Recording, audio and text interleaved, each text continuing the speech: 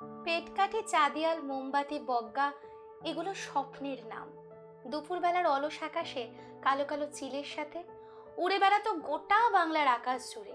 সে এক অন্য সময় ছিল। হঠাৎ করে কারোর বাড়ির ছাদে এক ঝাঁক দামাল ছেলের গলায় শোনা যেত, ভোগ কাটটা। কার কাটলো রে? কে কাটলো? উৎসাহী চোখ উকি দিত চারপাশের বাড়ির জানালা থেকে। সে এক অন্য সময় ছিল।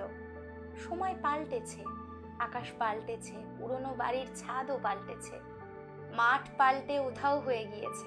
তবু কি স্বপ্ন পাল্টাতে পারে?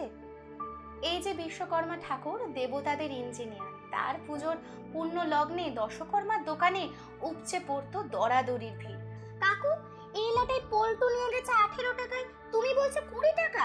কাকা, মানজা যদি ঠিক না হয়, তোমার ঘুড়ি লাটাই সুতো সব ফেরত দিয়ে যাব কিন্তু।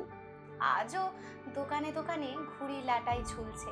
শরতের নীল আকাশে পেঁজা তুলো মেঘ ভাসছে।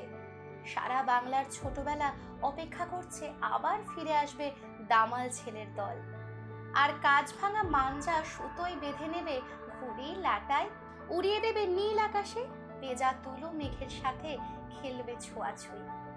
স্কুল ব্যাগের ভার নামিয়ে রেখে ফিউচার কেরিয়ারে প্যাকেট ভরা স্বপ্নকে ছুঁড়ে ফেলে আবার উড়বে ঘুড়ি। উড়বে শহরের একফালি সরু আকাশে, উড়বে গ্রাম বাংলার খোলা ময়দানে, উড়বে আবার দামাল ছেলেদের স্বপ্ন। উড়ে বেড়াবে গোটা বাংলার ছোটবেলার সবুজ প্রাণীর স্বপ্ন। পেটকাঠি, চাঁদিয়াল, মোমবাতি, বগ্গা